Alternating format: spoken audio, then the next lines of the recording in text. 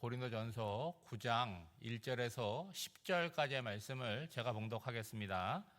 내가 자유인이 아니냐, 사도가 아니냐, 예수 우리 주를 보지 못하였느냐, 주 안에서 행한 나의 일이 너희가 아니냐, 다른 사람들에게는 내가 사도가 아닐지라도 너희에게는 사도이니 나의 사도됨을 주 안에서 인치는 것이 너희라. 나를 비판하는 자들에게 변명할 것이 이것이니 우리가 먹고 마실 권리가 없겠느냐. 우리가 다른 사도들과 주의 형제들과 게바와 같이 믿음에 자매된 아내를 데리고 다닐 권리가 없겠느냐. 어찌 나와 바나바만 일하지 아니할 권리가 없겠느냐. 누가 자기 비용으로 군복무를 하겠느냐. 누가 포도를 심고 그 열매를 먹지 않겠느냐. 누가 양떼를 기르고 그 양떼의 젖을 먹지 않겠느냐. 내가 사람의 예대로 이것을 말하느냐. 율법도 이것을 말하지 아니하느냐. 모세 율법에 곡식을 밟아 떠는 소에게 망을 씌우지 말라 기록하였으니 하나님께서 어찌 소들을 위하여 염려하심이냐. 오로지 우리를 위하여 말씀하심이 아니냐. 과연 우리를 위하여 기록된 것이니 밭가는 자는 소망을 가지고 갈며 곡식 떠는 자는 함께 얻을 소망을 가지고 떠는 것이라. 아멘. 지금 사도 바울이 고린도 교회에 보낸 편지를 우리가 살펴보고 있는데, 고린도 교회를 보면 어떤 마음이 드십니까? 문제가 많은 교회, 어떻게 교회가 이럴 수 있나 라고 얘기할 수 있지만, 고린도 교회만의 특별한 문제가 아니라 그 시대뿐만이 아니라 오늘 우리의 시대에도 교회에 이런 요소들이 있음을 우리가 기억해야 되는 거죠. 그러니까 고린도 교회를 보면서 이 교회가 문제가 많았구나, 여기서 그치는 것이 아니라 오늘 우리 교회 안에 어떤 문제가 있는지, 그리고 그 속에서 나는 어떻게 성도로서 살아가는지를 잘 살필 필요가 있습니다. 오늘 본문 앞서서 8장에 보면 우상의 제물에 관해서 말하고 있지 않습니까? 사도 바울의 대답은 뭐냐? 먹느냐 안 먹느냐 그것만 이야기하는 것이 아니라 뭘 의식합니까? 하나님을 의식하잖아요. 하나님께서 우리에게 허락하신 신앙의 형제 자매들을 의식해서 어떻게 행동을 해야 되느냐, 그거를 이야기하고 있지 않습니까? 여러분, 율법의 정신이 뭡니까? 하나님을 사랑하는 것이고, 그 사랑함이라고 하는 것은 결국은 이웃하면 굉장히 넓은 범위 같지만 내 주변 사람들의 삶을 의식하며 살아가는 것, 사랑하며 사는 것 아니겠습니까? 무엇보다 귀한 것은 형제를 생각하면서 그들의 신앙과 영혼을 위해서라면 내가 죽을 때까지 고기를 먹지 않겠다, 그렇게 선언하고 있지 않습니까? 그러니까 초점이 어디에 있어요? 우상의 제물을 먹느냐 안 먹느냐 여기에 있는 것이 아니라 내 형제를 살리느냐, 거기에 초점을 두고 있다는 거죠. 여러분, 얼마나 훌륭합니까? 나 자신의 권리와 유익, 내 자유를 따라 살지 않고 하나님을 의식하고 그분의 기쁨이 무엇인지를 생각하면서 나와 함께 신앙생활하는 그런 성도들을 생각하면서 판단하는 거죠. 이거는 비단 우상의 제물을 먹느냐 안 먹느냐 그것만을 의미하지 않습니다. 오늘 본문을 보면 사도 바울은 사도잖아요. 사도의 권리를 행사함에 있어서도 동일한 원칙을 가지고 이야기하고 있습니다. 여러분, 3절 말씀에 보면 바울을 비판하는 사람이 있었다는 거예요. 여러분, 생각해 보시면 비판의 내용을 떠나서 누군가 나를 비판하고 있다, 그 사실을 알면 어떤 마음이 들까요? 나도 비판할 것이 많지, 이런 생각이 들기 전에 기분이 상당히 나쁘게 됩니다. 여러분, 다른 사람 비판할 수 있습니까? 없습니까? 예, 임금님도 우리가 뒤에서 욕을 하는데 다른 사람은 얼마든지 비판할 수 있죠. 근데 문제는 뭐냐? 제대로 알고 비판을 하느냐 하는 것이죠.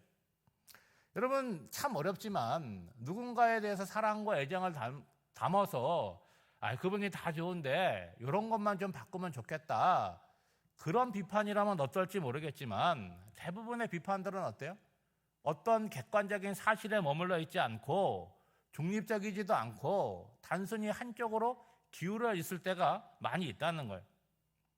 여러분, 우리가 누군가를 비판한다고 할 때 그 사람 면전에서는 못하잖아요. 대부분 뒤에서 하게 될 때 어떤 마음이 있냐면 그분이 나를 어떻게 한 거예요?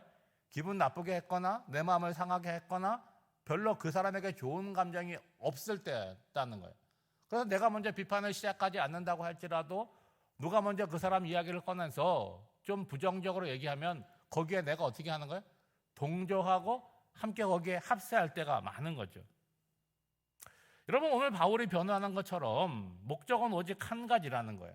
바울은 인생의 목적을 두고 살아가고 있습니까? 예수 그리스도의 복음을 전하는 것에 목적을 두고 있다는 거예요. 그래서 자신이 할 수 있는 최선을 다하는데 그 기준이 어디에 있느냐? 내가 전하는 복음에 방해가 되느냐? 그 여부를 따져서 방해가 된다. 어떻게 한다는 거예요? 원천적으로 그거를 차단하는 방식으로 지금 살아왔다는 거죠. 여러분 1절 말씀해 보면 4가지의 질문을 던지고 있잖아요. 자신에 대해서. 근데 그 질문은 답을 구하는 것이 아니라 그 질문 속에 이미 답이 담겨져 있습니다. 첫 번째로 물어보는 게 뭡니까? 내가 자유인이 아니냐? 대답이 뭡니까? 내가 자유인이라는 거예요. 여러분 지금은 이 말이 조금 의미가 없지만 지금 사도 바울이 살던 시대 때는 신분이 있잖아요. 자유인이 있고 자유가 없는 노예가 있습니다. 여러분 자유인이라고 하는 존재는 뭐가 있습니까? 자유가 있는데 그 자유는 뭘로 나타납니까? 권리를 행사하는 것으로 나타난다는 거예요. 쉽게 얘기하면 바울이 복음 전도자인데 어떤 자유가 있다는 거예요? 복음을 전할 자유도 있고 복음을 전하지 않을 자유도 있다는 거예요. 두 번째는 뭐라고 얘기하냐면 사도가 아니냐. 내가 사도라는 거죠. 바울은 예수 그리스도의 종이요 사도로서 이 고린도 지역을 방문해서 전도를 하고 교회를 세우는 거죠. 세 번째는 내가 부활하신 예수를 만났다라고 하는 거죠. 여러분 본래 사도라고 하는 것은 아무나 되는 것이 아니라 조건이 있잖아요. 3가지 조건이 있습니다. 예수님이 부르셨어야 돼요.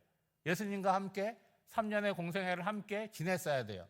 그리고 부활하신 예수님을 만났어야 돼요. 그런데 바울은 하나 걸리는 게 있잖아요. 예수님과 3년을 함께 보낸 분이 아닙니다.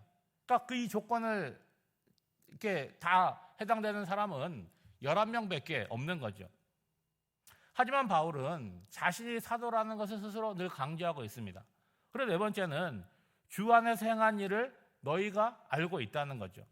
지금 고린도 교회가 어떻게 존재하고 분쟁하고 문제가 있는 고린도 교회 성도들이 어떻게 존재하고 있습니까? 주님께서 사도 바울을 그곳에 보내셔서 전도해서 교회를 세웠기 때문에 그들이 열매로서 존재하고 있다는 거죠.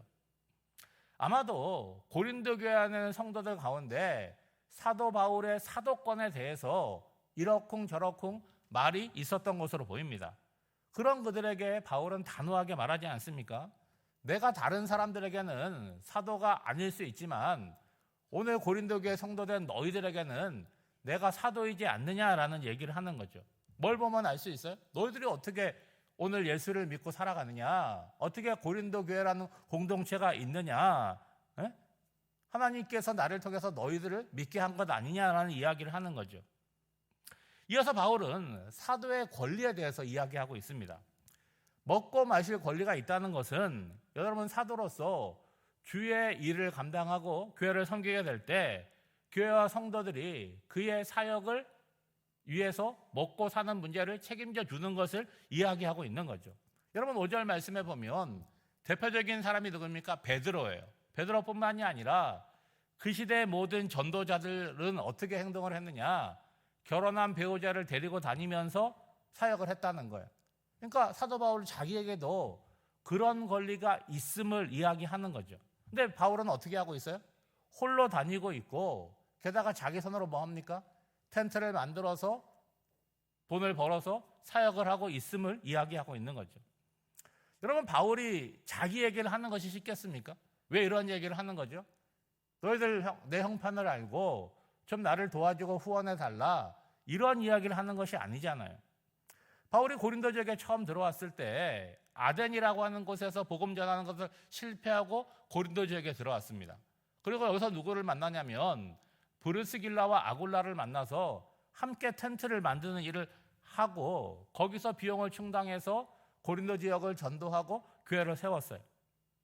여러분 재정적인 도움을 구하지 않고 스스로 그 문제를 해결했다라고 한다면 여러분 칭찬하는 것이 마땅할 텐데 오히려 뭐라고 얘기하는 거예요? 사도가 아니니까 그렇구나 라고 의심하고 비판하고 있다는 거예요. 그 이유는 뭐냐? 그 당시에 철학자들이나 종교교사들이 생활하는 방식이 있었습니다. 가장 좋은 방식은 뭐냐? 나를 세운 어떤 단체나 그룹에서 내 생활을 책임져 주는 거예요. 두 번째는 뭐냐?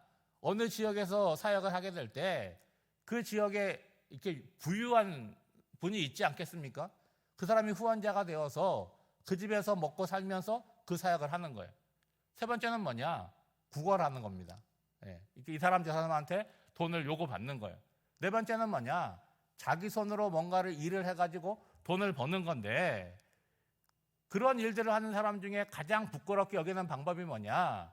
다른 일을 해서 돈을 벌어서 종교교사를 하고 철학을 하는 것을 가장 부끄럽게 여긴 거예요. 여러분, 바울은요, 후원자가 없기 때문이 아닙니다. 오히려 후원을 거절하고 자기 손으로 일을 한 이유가 뭡니까? 부담을 주지 않고 복음이 더 편만하게 전파되기 위해서 그렇게 했다는 거예요.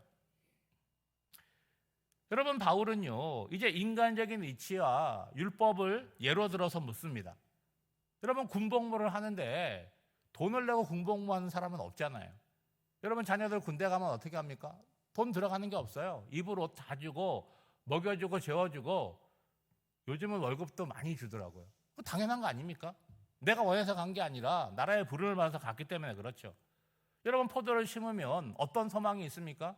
포도가 달리면 그 포도 열매를 먹고 포도주를 이렇게 먹을 수 있는 소망이 있잖아요. 양을 기른다. 양의 젖과 고기를 먹을 그런 기대가 있는 것이 당연하다는 거예요. 그러니까 너무나 당연한 일을 하고 있고, 이어서 신명기에 나오는 율법을 언급을 하고 있습니다. 뭐라고 얘기하냐면, 탈곡을 할 때 소의 힘을 빌어서 탈곡을 하는데 그 입에다가 망을 씌우지 말라는 거예요. 무슨 얘기입니까?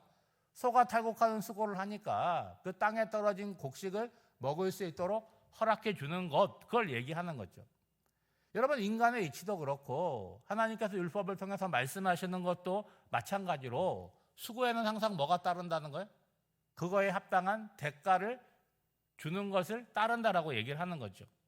그러나 바울은 자신에게 주어진 당연한 권리보다 뭘 더 소중하게 여긴 거예요? 그리스도의 복음을 더 소중하게 여겨서 그거를 더 잘 전하기 위해서 후원을 받지 않고 자기 손으로 수고했다라는 이야기를 하는 거죠. 여러분, 우리가 삶을 살아나가면서 이렇게 할 수도 있고 저렇게 할 수도 있습니다. 그런데 주객이 전도되면 안 된다는 거죠. 여러분, 의사가 병든 사람을 수술하고 고치니까 뭐가 생기는 거예요? 수술비도 받고 진료비도 받고 병원비를 받는 거잖아요. 근데 목적이 잘못되어서 돈을 벌기 위해서 의사 노릇을 한다. 여러분, 어떤 문제가 생기겠습니까? 수술 안 해도 되는 사람 수술해야 될 것이고, 오늘 퇴원하는 사람도 일주일 더 있으라고 입원시키고, 그런 문제가 생기게 된다는 거죠. 여러분, 목회도 마찬가지잖아요.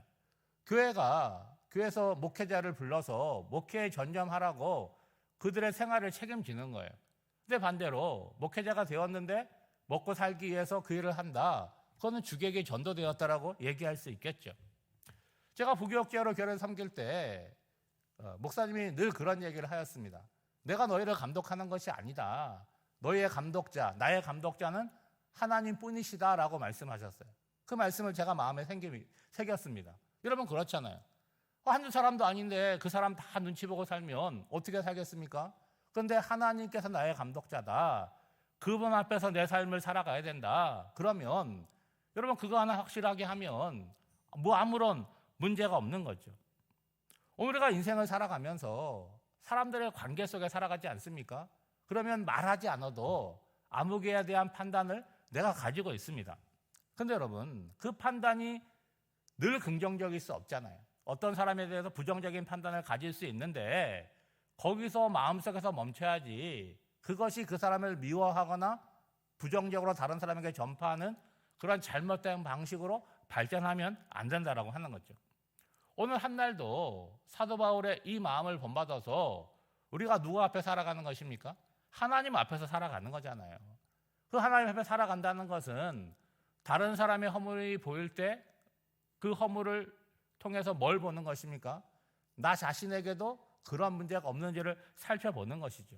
그래서 어제와 동일한 모습으로 살아가는 것이 아니라 날마다 나를 돌아보며 수정하며 어느 한날도 어제보다는 더 나은 반듯한 걸음을 걷는 저와 여러분이 되시기를 주님의 이름으로 축복합니다. 기도하겠습니다. 하나님 아버지, 오늘 우리가 누리고 있는 복음과 신앙의 자유가 저절로 주어진 것이 아님을 깨닫습니다. 믿음의 선배들의 헌신과 수고, 인내가 있었음을 알아 감사하게 하시고, 오늘 우리들도 나의 권리보다 복음에 더 높은 가치를 두고 살아가게 하옵소서. 누군가에 대하여 부정적이고 비판의 마음이 생길 때마다 사람에 대한 비난이 되지 않도록 붙들어 주시옵소서. 벌써 5월의 마지막 주간입니다. 세월을 아끼며 남은 날을 계수하며 오늘을 살아가는 지혜와 열심을 주시옵소서. 오늘도 겸손히 주님 앞에 나를 세우고 기도의 자리로 나아갑니다. 성령 하나님께서 우리의 심령을 충만하게 채우사 이곳에 임재하시는 성령 하나님을 경험하게 하여 주셔서 그분이 우리에게 하는 말씀으로 우리의 두 귀가 울리게 하여 주시고, 우리 마음속에 있는 하나님에 대한 간구가 온전히 하나님께 올려지게 하여 주시고, 오늘 한나라의 삶이 말씀을 듣고 기도한 사람으로서 반듯하게 걸어가는 복된 하늘이 되기를 간절히 바라옵고 원하오며, 이 모든 간구를 예수님의 이름으로 기도하옵나이다. 아멘.